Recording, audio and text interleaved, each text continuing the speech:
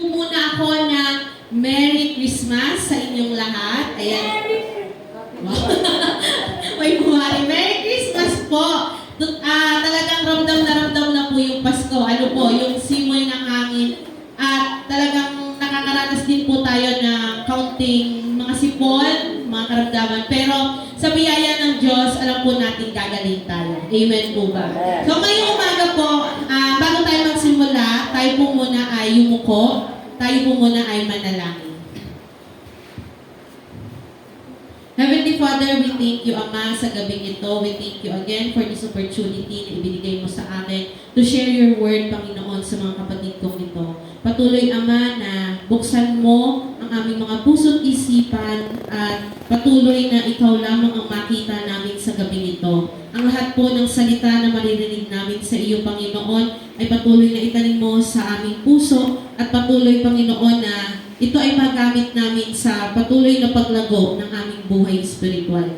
Patuloy na patawarin mo kami, Ama, sa mga pagkukulang namin, sa mga kasalanan na nagagawa namin laban sa iyo. Patuloy nagpapasalamat kami, Ama, sa gabing ito dahil naririto kami, patuloy na nagbubulay-bulay, nagpapalakasan, at patuloy na nagkakaroon ng gathering, Panginoon, to celebrate the Christmas, Panginoon. Ikaw ang mataas, Panginoon, sa gabing ito. Guide us, O Lord, in Jesus' name we pray. Amen. Ayan. So, sa tatlong gabi, dahil ngayon po ay last night na, parang may nabalitaan po ako na nung unang gabi, ang nagmensahe daw po ay inabot ng 1 oras. Ay, tapos, nung pangalawang gabi, 30 minutes. So, huwag po kayo mag-alala. 10 minutes lang po, tapos na tayo.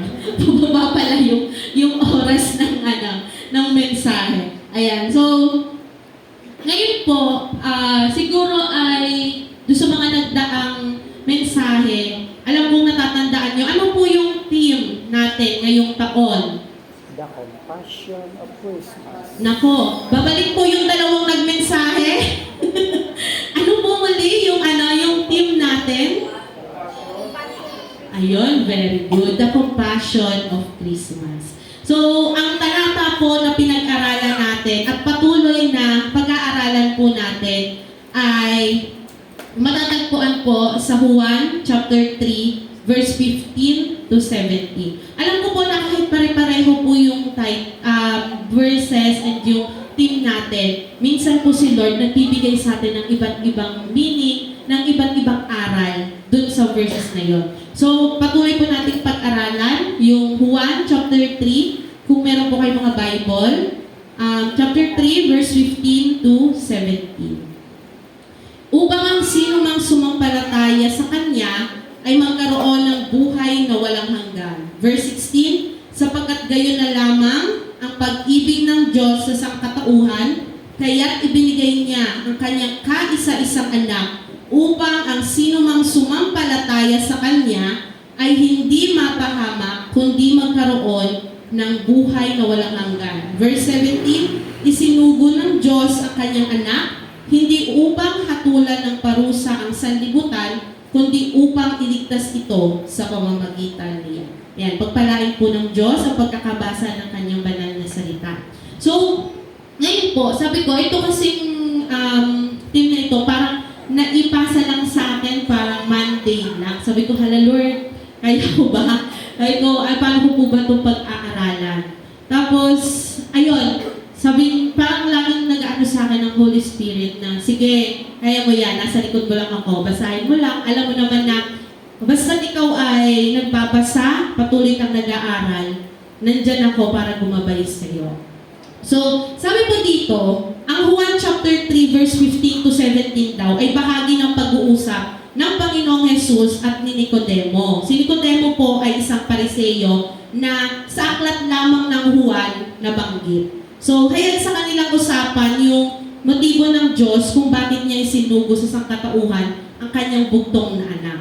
So, yun po yung, ano po yung hayag na yun na kaya niya isinugo dahil mahal niya tayo at gusto niya tayong maligtas sa kamatayan. So, yun nga po, napakasimple at malinaw kung paano unawain yung John chapter 3 verse 15 to 17 na si Jesus ay nagkatawang tao tao upang mamatay bilang alay o sakripisyo para sa katubusan ng sangkatauhan.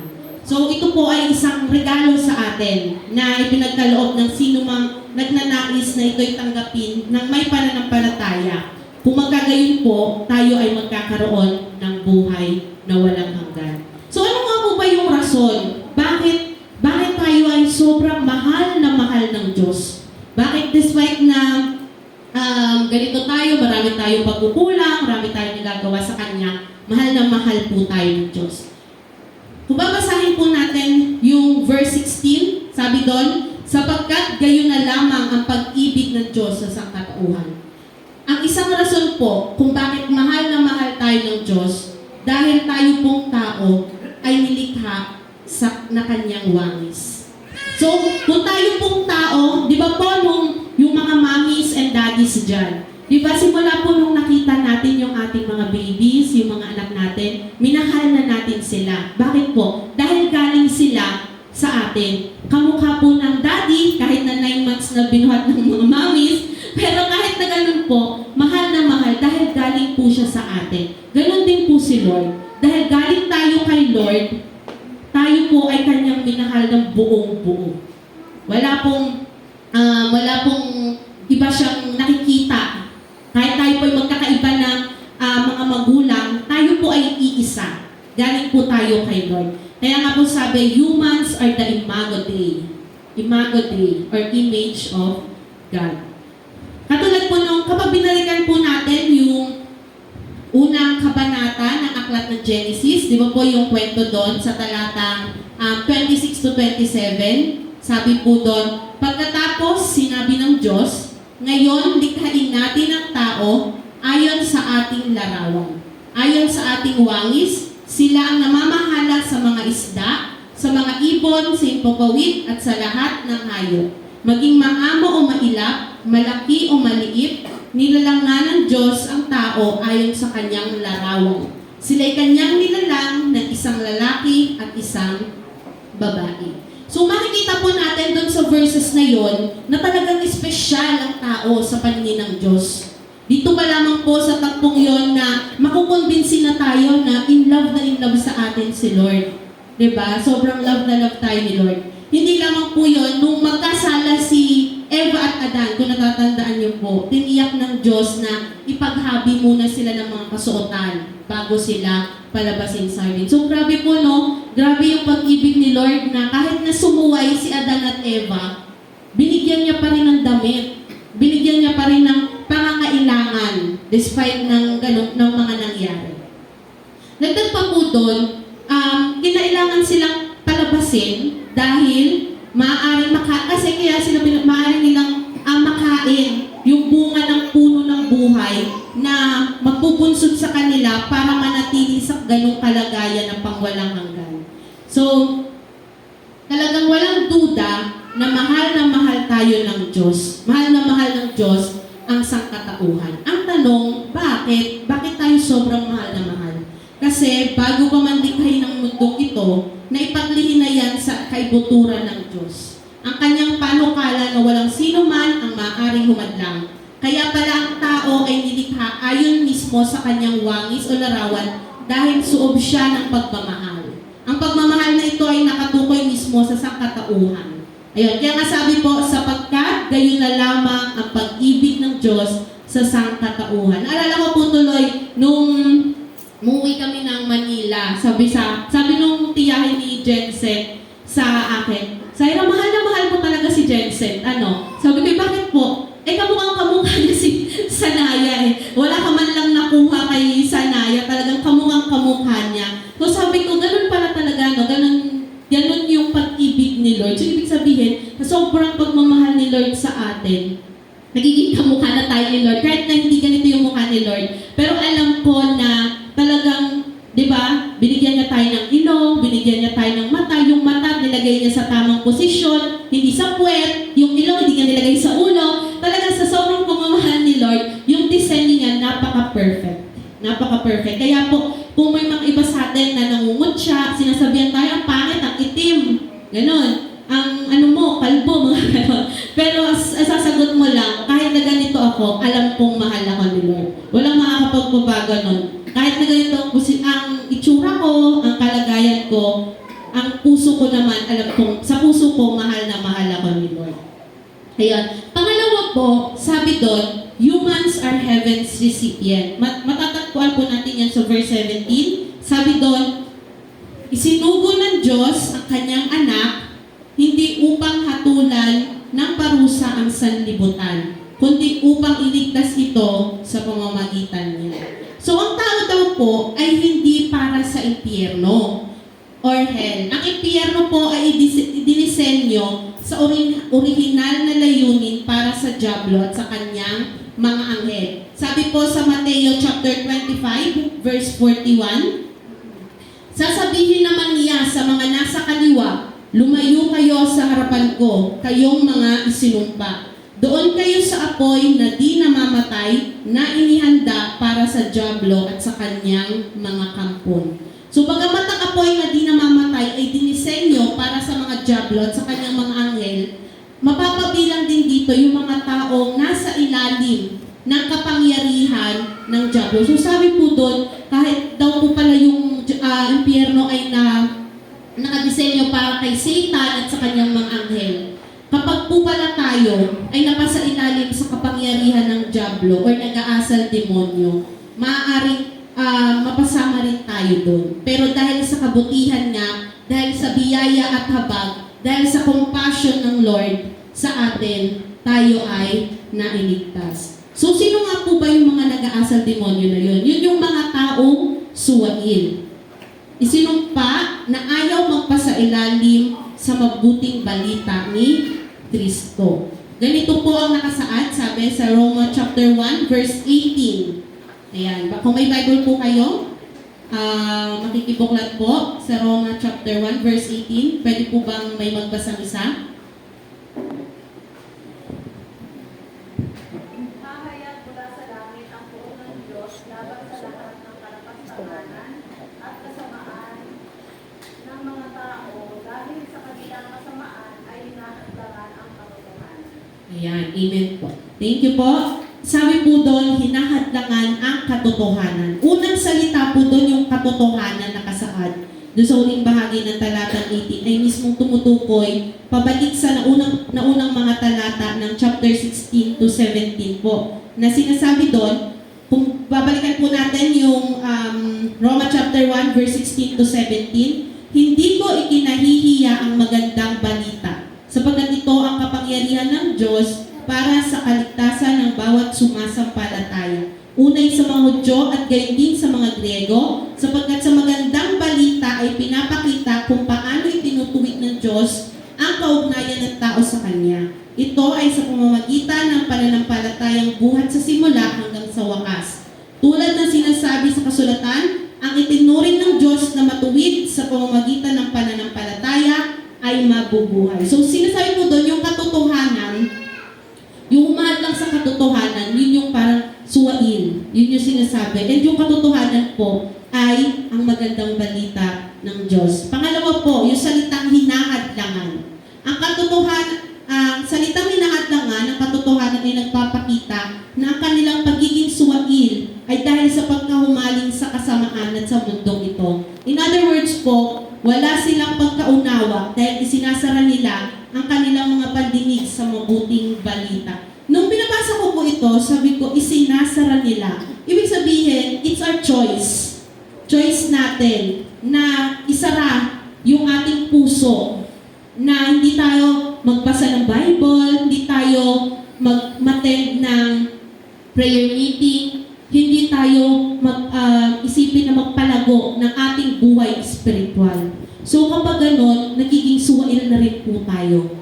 Diba? Kasi ang nais ng Diyos, tayo ay maging masunurin. So kung doon pala, kasi po, this past few days, yun nga po, dahil sa kabisihan ko rin sa aking baby, yan, minsan nakakalimutan ko rin mag-meditate ng Word of God. So sabi ko, Lord, talagang pinapalo mo ko lagi palapit sa iyo. Talagang sobrang mahal na mahal mo ko dahil na kahit na minsan akong nakakaligtas sa iyo, nakakaligta ng time, ng pagbibigay ng time sa iyo, ng pagbabasa, ng pagpipray, talagang binibigay kang mga salita para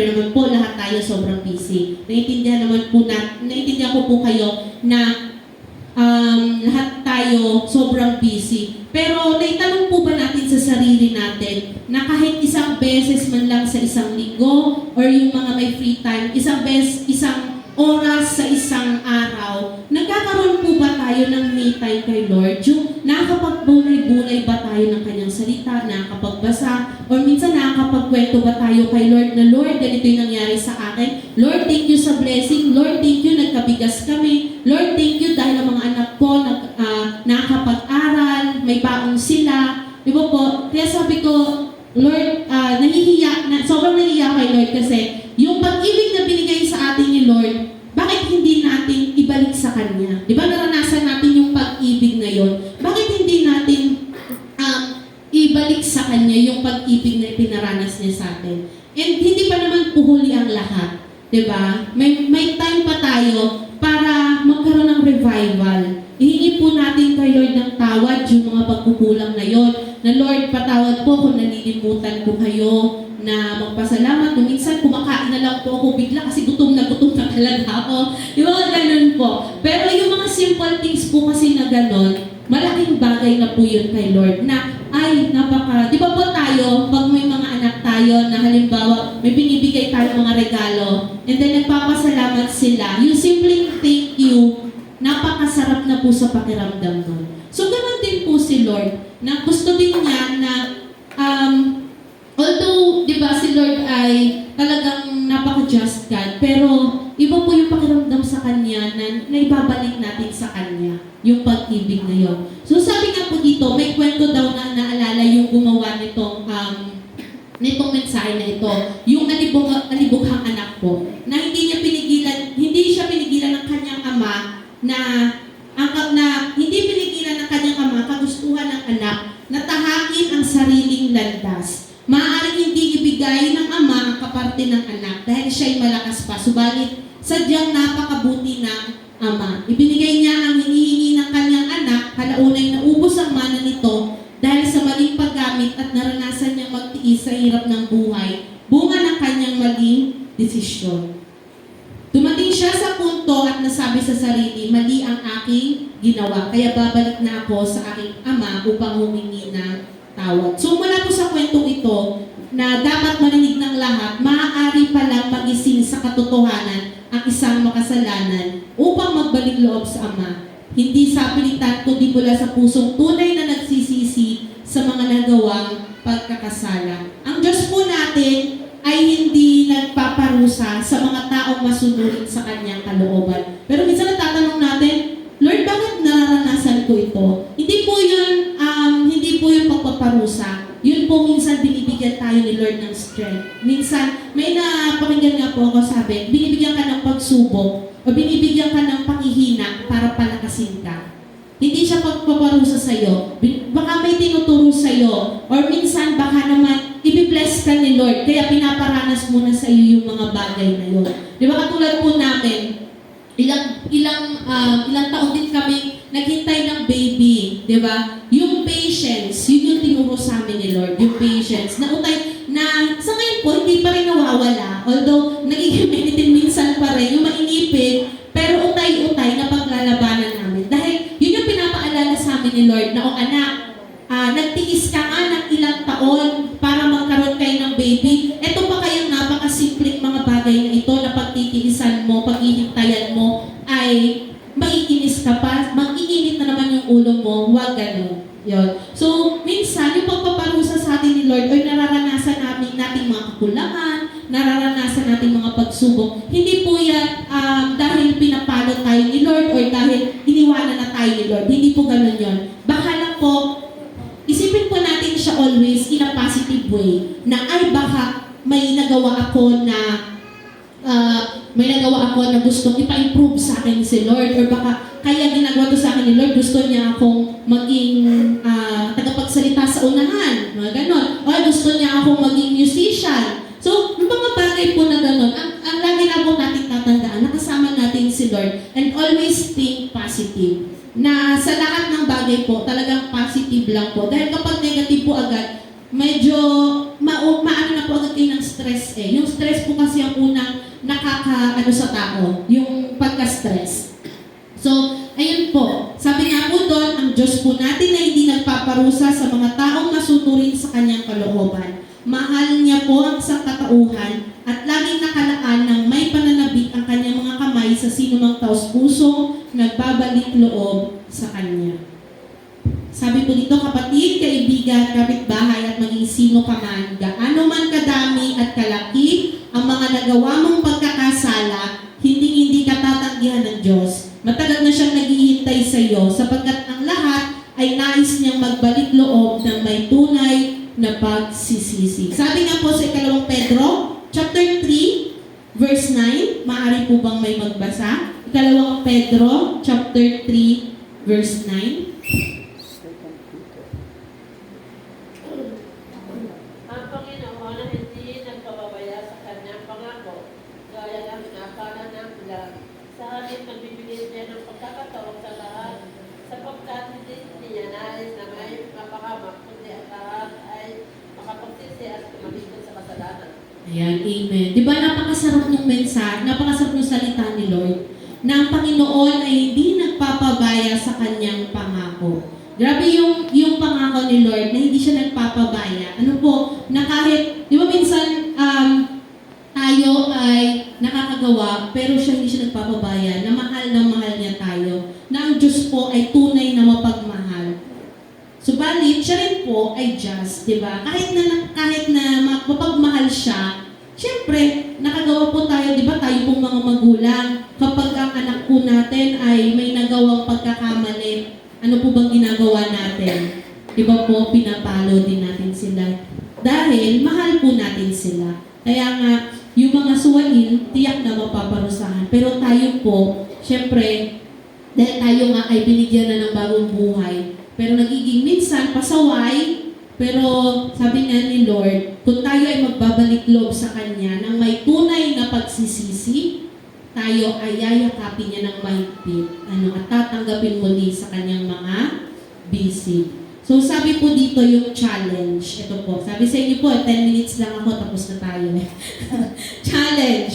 Kung tiyak na mapaparusahan ng mga suwain, papanatilihin mo pa rin bang ang katigasan ng iyong puso? Ayan. Matagal na siyang nananabik sa iyong magbabalik loob. Mahal na mahal ka ng Diyos